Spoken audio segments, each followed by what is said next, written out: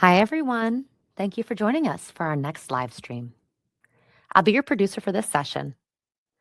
Before we start, I do have some quick housekeeping. Please take a moment to read our code of conduct. We seek to provide a respectful environment for both our audience and presenters. While we absolutely encourage engagement in the chat, we ask that you please be mindful of your commentary, remain professional, and on topic. Keep an eye on that chat. We'll be dropping helpful links and checking for questions for our presenters to answer live. Our session is being recorded. It will be available to view on demand right here on the Reactor channel. With that, I'd love to turn it over to our speakers for today. Thank you for joining.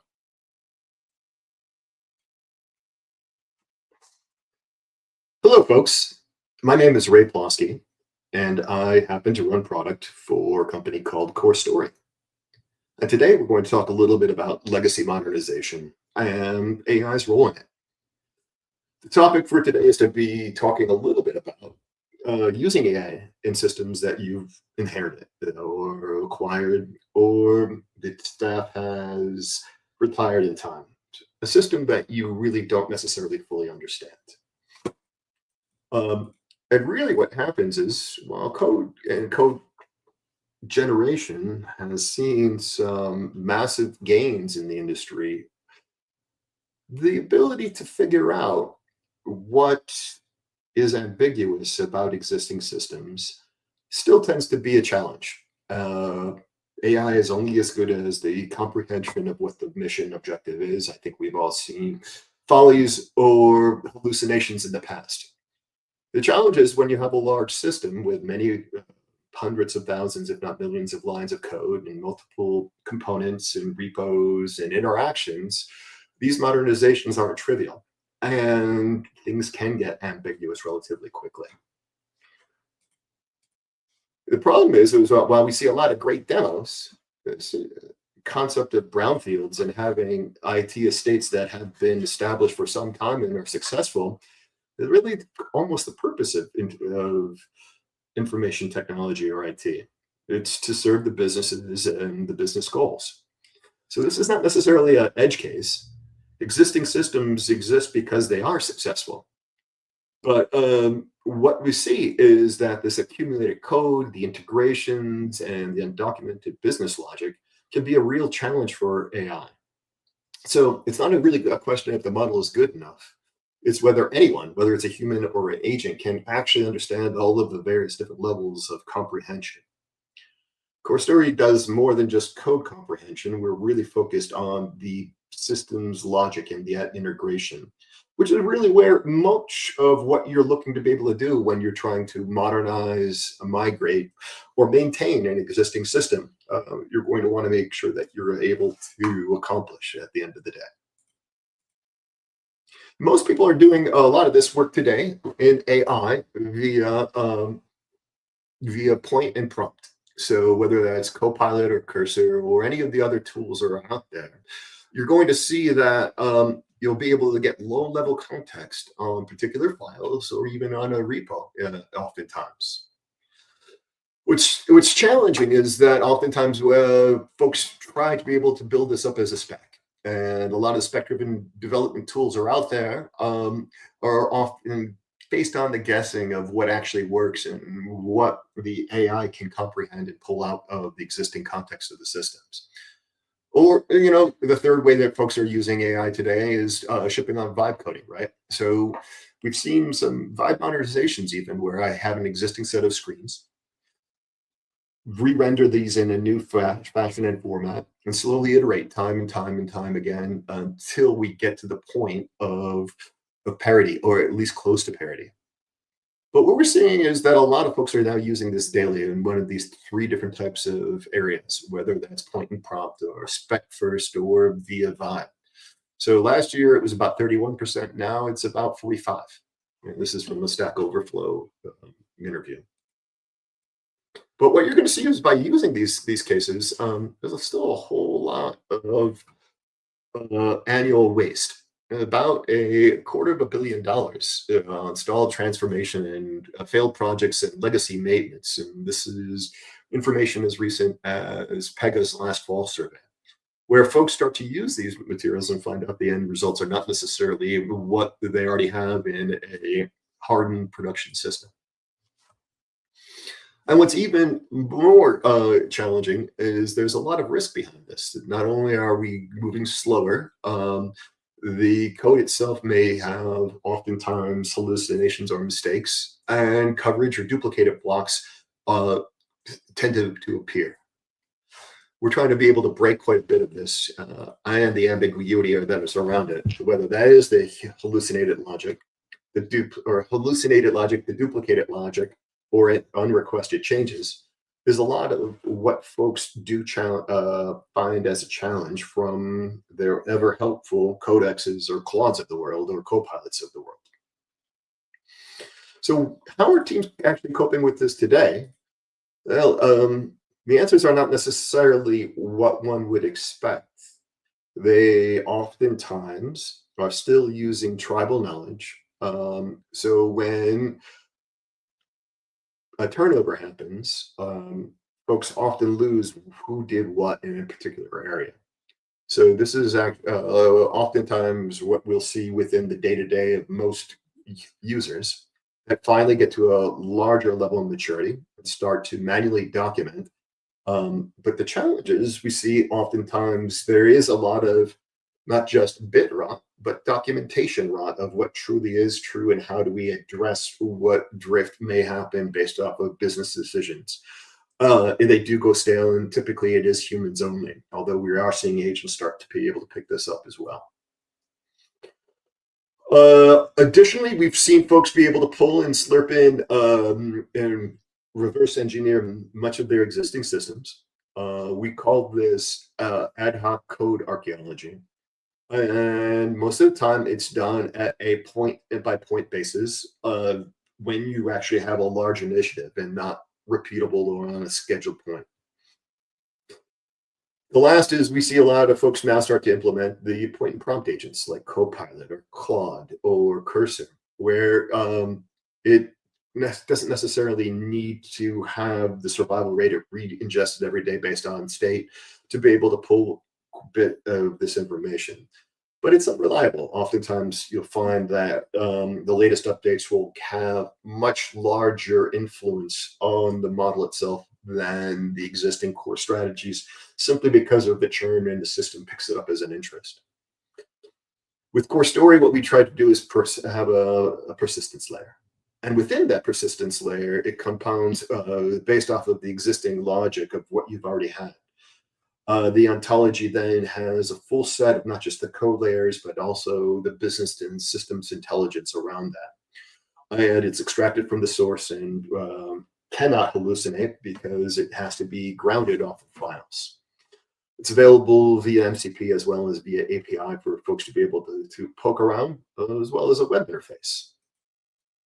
This intelligence layer that CoreStory does provide sits between you and your code base. It rides it on top of models, so if your OpenAI gets better, so does CoreStory, as well as if your Claude does, so does CoreStory. It works with your favorite sets of agents, whether that's Copilot or Claude or otherwise, so that you're able to not only ingest your full repo with millions of lines in minutes instead of months. It'll build up a structured ontology and a living intelligence of your architecture, your rules, and your dependencies that allows you to be able to speak with your developers and your agents about anything from what is the auth chain to what is the sequence for checkout to, oh, I need to replace my payment system and I want to make sure I hit the appropriate files and where do I need to make the changes on an existing Power Builder, COBOL, old VB, old Java app, and do so in a way that is fast without having a whole lot of risks involved. That's a lot of what this CoreStory value and the intelligence layer value proposition. And a lot of people do a lot of tools similar to this. But what really differentiates CoreStory is that we do ground ourselves in code. So what that means is that the extracted or ingested material is pulled from source. Any claim actually has to be referenced back to these particular sources. Otherwise, it's dropped. These are not manually curated. They do not go stale. They are persistent to survive your sprints and your day-to-day work as an organization. It's designed for large teams to be able to pick up and modernize real systems or build up a living intelligence layer that they can use in the future. And again, we try to make this as friendly as possible for you to meet you where you need it within your software development lifecycle. We've seen folks pull and ask CoreStory from everything from CI/CD pipeline checks to integrations with their agents for building up or understanding code base before they start to maintain and modernize existing systems. But really what we see folks do is the fixes that we ground the understanding before we generate anything, whether that it means outputs as JSON or PDFs or Word documents or Markdown or otherwise or code base. The concept is we find those architectural truths, and then we specify what that the spec is. We validate it prior to it, making sure the existing system works so that you can call and map the files and patterns that you might need to implement the changes. Oftentimes, you'll see a lot of the videos out there and demonstrations of taking existing COBOL or ancient systems, using an agent like Copilot to integrate with Azure DevOps to pick and pull tickets so that they can run fairly autonomously. Some of the videos out there show that it's much more successful, much faster, and much more accurate by being able to incorporate CoreStory within the system. And don't take my word for it. The numbers behind it actually start to talk quite a bit about what the benefits we do see with this. By implementing CoreStory with your various different agents in your modernization plays, you see things such as task resolution be improved by as much as 44%. Lines of code that you oftentimes have to go back and re-ingest again and again get done within minutes instead of hours. CoreStory specializes in hundreds of thousands of lines, if not millions of lines of code base to be able to be handled. And with that, we're seeing a much higher level of task completion versus standard without. So some of the customers that we can speak of publicly include Komatsu, which had a full man or woman hours worth of discovery time eliminated simply down to 2 full-time employees to automate a lot of their discovery of existing systems that they already had in place. LifeSys from NTT Data had well over 11 million lines of COBOL that they were able to reduce their effort by roughly about 50% to save roughly 5,000 development hours. And so with CoreStory, what happens is you get a grounded agent with verified specs that you can query whether you happen to be your first day on the job or first day working with a new system that someone who's an SME for decades would be able to answer. This provides a lot faster migrations. The agents are actually complete their tasks more quickly. It mitigates quite a bit of the risk of hallucination via grounding the agents via the trust engine. And the risks involved with migrating and coming up with inappropriate business rules is something that we squarely focus on. But you're not going to get an agent that guesses on the business rules and comes up with a very confident answer with an honestly and an M dash. You're not going to have to spend weeks of for new hires to be able to spin up on a system or to be able to understand it. And you'll see much, much less regressions from unseen dependencies. All from a system that does plug into your stack, regardless of what type of vendor you're using. We do have a very MCP or agent-centric version of the world along with a pretty handy web dashboard for you to be able to navigate. But a lot of this is agent first and code first. This way that you can accelerate quickly while still being able to observe the progress or lack thereof that you might be facing with your initiative. But I do want to talk to you about a few different areas. The industry itself, anything that's already built is legacy. Whether it happens to be vibe coded or 40 years coded, it's still part of your estate. And ambiguity, not the model quality, is the real risk. What does this system actually try to accomplish? What are all the business rules, the edge cases that have been lacquered on and layered on over the years of learning that help you generate revenue and delight your customers? This is the vast majority of systems that you'll be facing in the future. Your context has to be able to be persistent or and not just a one-time prompt that picks it up, runs it, and then drops it. While that works some portions of the time, you're going to want a living memory of who did what and when, as well as the rationale behind how you've evolved your systems and your business rules. And then last but not least is that trust is earned. Give your engineers and your agents a reviewable, grounded system, and they'll use it versus hallucinations that folks really can't trust or be able to depend upon to be able to build out their businesses. Now, you can take my word for it or think about ways that this might be worth your effort, but I'd really encourage you to hit a site called ship-math.corestory.ai.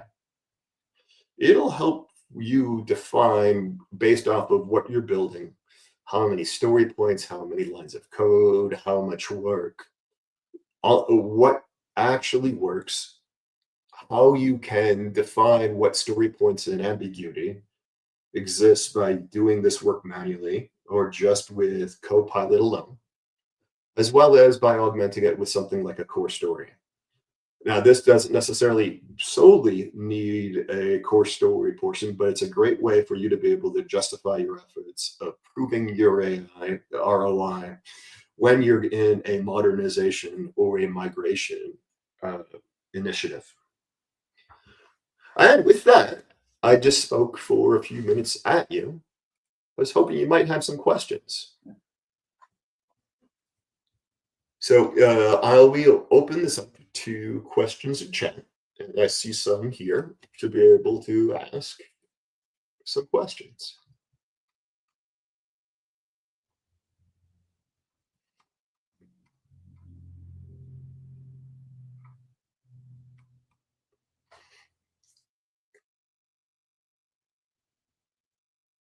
That's very true, Joe. So Joe Rottinger is talking about the fact that there's a lot of focus in this particular talk on legacy. What I like to see is that this is a problem for both modern and currently maintained projects. Oftentimes, folks do not understand their current code bases. I believe that this problem will be actually even larger with the amount of enablement that we are seeing from the codexes of the world and the Claudes and the Copilots, where people are enabled to be able to generate even more so without understanding the nuances of those code bases. CoreStory can help make sure that addresses these challenges.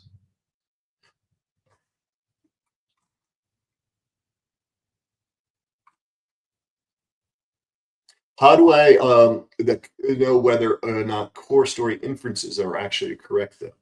We have a system called the trust engine that every single claim actually has to be pushed back to particular files and line numbers, whether that happens to be documentation or source code or configs. This allows us to generate conclusions or assertions based upon those facts. We even have the ability to raise conflicting facts or the ability to talk about confidence levels so that we think that we've nailed the payment system pretty well with 100% coverage based off of all the claims we've figured. Additionally, we think we have a 60% understanding of the login. Maybe a question or two might be able to address that from the user to be able to increase that confidence score and also the claims that we do have in place. The trust engine is something that I would definitely encourage folks to be able to take a look at as part of the free trial that is available. As far as the questions on the screen, I'm happy to be able to answer a few of these. We are different than documentation or RAG tools, similarly to what I just mentioned. That trust engine provides us ways that we can ground a lot of the facts and assertions. As far as what onboarding CoreStory does into a large legacy rebuild look like, it's really relatively straightforward and painless. You'll be able to engage with CoreStory.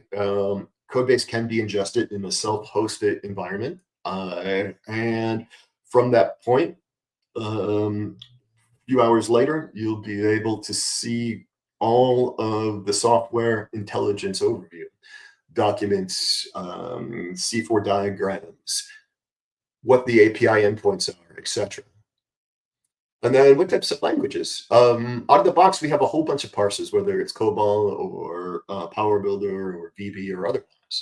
But also it generates a lot of the parsers on the fly that it needs via technology we call polymorphic agents. This is the very first of a series of 3 webinars that we are putting together that I'm happy to be able to refer you to when we get into more technical depth in a demo. And then the questions that are popping up in chat, let's see. Any tips for a junior developer on how to build strong fundamentals while adopting AI tools without letting them become a crutch? That's a great question. You can set up oftentimes a set of inner and outer loops or ways that you instruct your AI so that you can accomplish a given task. Insist that there's a human in the loop and also give your AI the instructions that it is an instructor. Explain each one of these given sets of accomplishments and how it came about it based off of every single ticket you put through place. Oftentimes you'll find that, I find even to this day, after being in the industry for decades, that I will learn something each week by the pull requests that my OpenAI agents are providing me via Microsoft's Foundry. And then, I hope that answers your question. And then let's see what we also have a question about. Question number 1 is the one that seems vastly most interesting. I figure you guys have onboarding an ancient COBOL Java.NET code well in hand, given your roster. That is very true. The team at CoreStory is a bunch of open source pros that have been doing this for decades. Founders of such projects you've heard as Drools and committers on JBoss, as well as much of the open source community itself. We're able to pick up and learn, if not address some of the more strange and eclectic languages that have been created. We've come across quite a few, everything from manufacturing and CAD to those in financial systems to industries to insurance to gaming and the full spectrum. It's a very horizontal solution. But what I really would encourage you all is it's cost free for you to be able to go and try to sign up for this. By going to app.corestory.ai, you're able to get yourself an account. You can hook it into any public GitHub repo you do have, or even private, or even point it to some source code to be able to upload. Additionally, if you'd like to be able to see what types of justifications you can get out of the system for your own programs, I would recommend you take a look at that ship math, which will allow you to metric out what you've put into place, as well as justify to your bosses or those that hold your budgets what an estimation might look like for your modernizations or migrations. And if you do want a demo yourself or you'd like to speak further, feel free to reach out to us at corestory.ai/contact.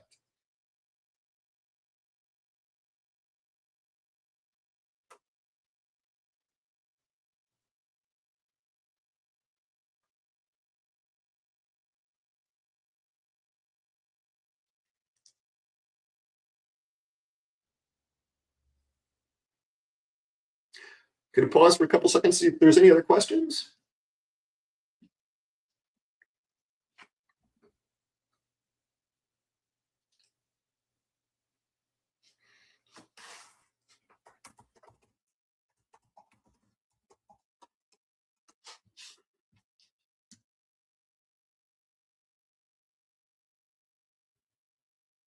Well, again, I thank you for your time today.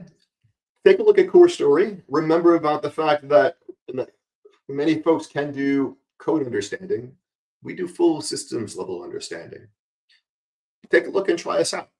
Go to app.corestory.ai, sign yourself up for an account, and ingest one of your code bases to see how it might look within the system. Connect it to one of your agents and see how much more effective you might be by using CoreStory with your Copilot for your day-to-day tasks. You'll see that it'll be faster and more accurate, and it'll prove its homework. So thanks so much for your time today. Feel free to take a look at the ship math or contact us if you'd like a full demo. So thanks so much for your time. Have a wonderful day and good luck with CoreStory.